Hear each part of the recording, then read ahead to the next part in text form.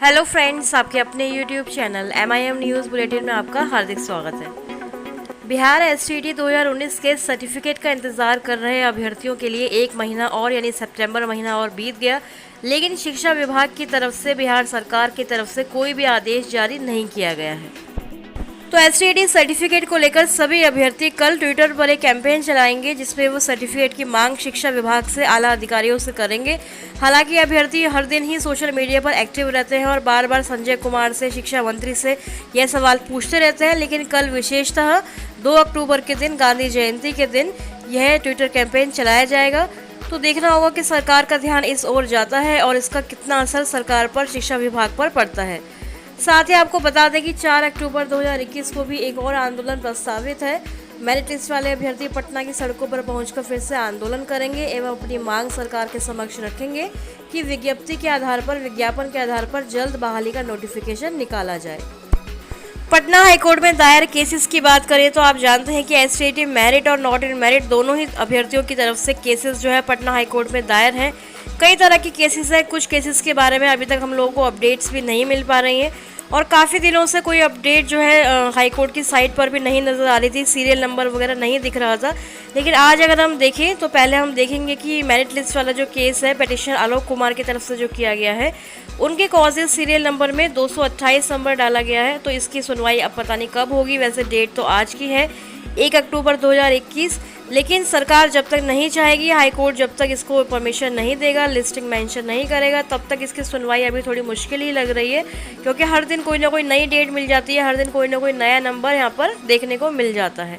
दूसरा जो महत्वपूर्ण केस है वो नॉट इन मेरिट लिस्ट वाले अभ्यर्थियों की तरफ से किया गया है, जिसमें पहले पेटिशनर थे कुंदन कुमार, तो उन्हीं के नाम से अभी भी ये केस लिस्टेड है। इनके अलावा और बाकी जो पेटिशनर ये तो विड्रॉ कर चुके हैं, इनके अलावा बाकी जो पेटिशनर्स हैं उनकी तरफ से यह केस लिस्टेड है। कॉज लिस्ट सीरियल नंबर 222 अगर हम देखें तो आज की तारीख में 1 अक्टूबर 2021 को इस केस को भी मेंशन किया गया है, लेकिन सुनवाई होगी या फिर से कोई नई डेट मिल जाएगी, ये हम आगे देखेंगे। अपडेट आपको देते रहेंगे कोर्ट केसेस के बारे में। ये दोनों ही केसेस काफ़ी इंपॉर्टेंट हैं, इसलिए बार बार हम इन केसेस के बारे में आपको बताते हैं, क्योंकि सरकार इन्हीं केसेस के जजमेंट का वेट कर रही है और इसके बाद ही वह STT सर्टिफिकेट जो है वो डिस्ट्रीब्यूट करेगी। अब बात करते हैं बिहार में शिक्षक नियोजन प्रक्रिया में जो धांधलियां होती हैं उसके बारे में। ये कोई नई बात नहीं है, लेकिन एक नई खबर अखबारों में प्रकाशित हुई थी कि शिक्षक चयन प्रक्रिया में धांधली का मामला पहुंचा पटना हाईकोर्ट। तो पटना हाईकोर्ट में STT कोर्ट केसेस के अलावा अब कुछ अभ्यर्थी छठे चरण के भी हैं जिन्होंने हाईकोर्ट का दरवाज़ा खटखटाया है। कुछ ऐसे अभ्यर्थी हैं जिनका कहना है कि मेधा सूची शिक्षक चयन प्रक्रिया में हुई धांधली की शिकायत पहले तो उन्होंने उच्च अधिकारियों से की थी, लेकिन वहां उन्हें न्याय नहीं मिला, ना ही मिलने की उम्मीद हुई, तो पटना हाईकोर्ट का दरवाज़ा उन्होंने खटखटाया है। अभ्यर्थियों का कहना है कि कुछ प्रखंडों में उनसे कम अंक प्राप्त करने वाले अभ्यर्थियों को चयनित कर लिया गया है। तो इस तरह के मामले कई जगह से सामने आ रहे हैं। यहाँ पर भी लिखा गया है कि शिक्षक बहाली हेतु आयोजित जब काउंसलिंग हुई थी तो उसमें EWS के जो अभ्यर्थी थे वो वहाँ मौजूद थे, लेकिन उनका नाम नहीं पुकारा गया। इसी तरह की शिकायत अन्य प्रखंडों से भी निकलकर आई हैं। यह खबर औरंगाबाद जिले की है। तो अब ये अभ्यर्थी पटना हाईकोर्ट पहुँचे हैं, तो देखते हैं वहाँ इनको कितने दिनों में और कितनी जल्दी न्याय मिलता है। इसके अलावा किशनगंज जिले से भी यह लेटर निकलकर सामने आया है, जहां लिखा गया है कि नियोजन इकाइयों में त्रुटियां पाई गई, जिसके फलाफल से योग्य अभ्यर्थियों का चयन प्रभावित हुआ है। तो यह खबर पोठिया प्रखंड के अंतर्गत ग्राम पंचायत गोरूघाट प्रखंड से आई है, जहां पर शिक्षक नियोजन प्रक्रिया में अनियमितता से संबंधित अभ्यर्थियों द्वारा समर्पित परिवाद पत्रों के आलोक में उपरोक्त नियोजन इकाइयों में त्रुटियों के संबंध में यह आदेश जारी किया गया है, जिसके फलस्वरूप जो अभ्यर्थी चयनित हुए थे उनका चयन भी अब प्रभावित होता दिख रहा है। किशनगंज के पोठिया प्रखंड से पहले भी हमने इस तरह की खबरें अखबारों में प्रकाशित हुई थी, तो हमने वह भी आपको बताई थी। यहाँ दूसरा एक पंचायत है पोठिया प्रखंड का है, ग्राम पंचायत रायपुर प्रखंड पोठिया। यहाँ पर भी जो शिक्षक नियोजन में अनियमितता पाई गई है, नियोजन इकाइयों में त्रुटियां पाई गई हैं, जिसके फलाफल से योग्य अभ्यर्थी का चयन जो है वो डेफिनेटली प्रभावित होता दिख रहा है। किशनगंज जिले के ही एक और प्रखंड कोचा धामन से भी ये लेटर कार्यालय आदेश निकाला गया है कि ग्राम पंचायत पाटकोई में भी शिक्षक नियोजन में कुछ ऐसी धांधली हुई थी, जिससे कुछ त्रुटियां पाई गई। कम अंक वाले अभ्यर्थियों का चयन कर लिया गया, दूसरे जो योग्य अभ्यर्थी थे उनका नाम नहीं बुलाया गया।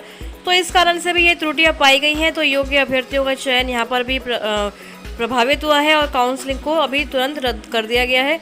तो देखते हैं दोबारा यहाँ पर कब काउंसलिंग होगी, क्योंकि हम देख रहे हैं कि तीसरे चरण की काउंसलिंग का शेड्यूल तो जारी नहीं किया जा रहा है। तो जो चयनित अभ्यर्थी थे वो अभी भी निश्चिंत ना हो, उनका जो चयन है वो रद्द भी किया जा सकता है, कुछ ना कुछ धांधली भी हो सकती है, त्रुटियाँ भी निकल सकती है। तो इस कारण से योग्य अभ्यर्थी जो है उनका चयन काफ़ी ज़्यादा प्रभावित होता दिख रहा है। और दूसरी तरफ शिक्षा विभाग ने प्रमाण पत्रों की जांच भी शुरू कर दी है। अखबारों की माने तो विभाग तैयारियों में जुटा हुआ है, प्रक्रिया में तेजी का भी आदेश दिया गया है, क्योंकि आप जानते हैं कि प्रमाण पत्रों की डॉक्यूमेंट्स की पूरी जांच करने के बाद ही चयनित अभ्यर्थियों को नियुक्ति पत्र दिया जाएगा। तो पटना हाईकोर्ट के आदेश पर शिक्षा विभाग ने 94,000 प्रारंभिक शिक्षकों की नियुक्ति प्रक्रिया में तेजी लाने का आदेश सभी जिलों को दे दिया है। प्रमाण पत्रों की जांच के बाद चयनित अभ्यर्थियों को नियुक्ति पत्र दिया जाएगा। इसकी तैयारी विभागीय स्तर पर हो रही है। अलग अलग जिलों से जो है लेटर भी कार्यालयादेश भी जो है वो जारी किया जा रहा है, जिसमें शैक्षणिक व प्रशैक्षणिक डॉक्यूमेंट्स के साथ बाकी जो जाति प्रमाण पत्र, आय प्रमाण पत्र या आवासीय प्रमाण पत्र है, सभी प्रमाण पत्रों का सत्यापन किया जाना है। खबर के मुताबिक यहाँ यह भी लिखा गया है कि 1100 नियोजन इकाइयों में अगले सप्ताह से 10,000 अभ्यर्थियों की काउंसलिंग शुरू कर दी जाएगी। तो अगले सप्ताह से शुरू की जाएगी, लेकिन अभी तक उसका शेड्यूल जो है वो विभाग ने जारी नहीं किया गया है। तो उम्मीद है कि आगे 1-2 दिनों में हो सकता है इसी हफ्ते ये जो शेड्यूल है वो जारी कर दिया जाए और अगले हफ्ते से काउंसलिंग की प्रक्रिया स्टार्ट हो जाए। तो शिक्षा विभाग की तेजी के बाद अब जो अलग अलग जिले हैं वहाँ से भी कार्यालय आदेश निकलकर सामने आ रहे हैं। अलग अलग जिलों के डीईओ जो हैं वो लेटर निकालकर जारी कर रहे हैं आदेश की जो नियोजन पत्र से संबंधित जो भी कार्रवाई है उसके लिए कुछ शिक्षकों को प्रतिनियुक्त किया जा रहा है और प्रमाण पत्र सत्यापन का काम काफ़ी तेज़ी से शुरू कर दिया गया है। शिवहर जिले से यह लेटर आया है। उसके बाद हम देखते हैं कटिहार जिले का भी यह कार्यालय आदेश सामने आया हुआ है। तो यहाँ पर भी जो है डॉक्यूमेंट्स का वेरिफिकेशन स्टार्ट हो जाएगा। उसके बाद हम देखेंगे कि नालंदा जिले का भी प्रमाण पत्रों के लिए सत्यापन के लिए जो है लेटर जारी कर दिया गया है। तो अलग अलग जिले जो है इसकी तैयारी में जुट चुके हैं। जहानाबाद से भी लेटर आया हुआ है। किशनगंज की बात करें तो वहाँ से भी लेटर जारी किया गया है। कोषांग का गठन किया गया है। सभी प्रमाण पत्रों की शैक्षणिक व प्रशैक्षणिक डॉक्यूमेंट्स सभी की जांच पूरी तरह से करने का जो आदेश है, ऑर्डर है, वो दिया गया है। भोजपुर, आरा, हर तरफ से हम देख रहे हैं कि लेटर निकल कर आ रहे हैं और डॉक्यूमेंट्स के जो सत्यापन है उसका कार्य जो है वो तेज़ी से शुरू किया जा रहा है। कुछ शिक्षकों को ही जो पूर्व से नियोजित शिक्षक हैं उनको प्रतिनियुक्त किया गया है और एक जगह एक स्कूल ऐसा विद्यालय चुना गया है जहां पर सभी डॉक्यूमेंट्स को लाकर जो है सबमिट किया जाएगा, फिर उनका सत्यापन किया जाएगा। पहले उन डॉक्यूमेंट्स का सत्यापन होगा जो बिहार बोर्ड से पढ़े हुए अभ्यर्थी हैं, बिहार विद्यालय परीक्षा समिति से जिन डॉक्यूमेंट्स की जांच होगी। उसके बाद बिहार राज्य के बाहर के जो बोर्ड हैं उनके द्वारा जो है जांच वगैरह की जाएगी।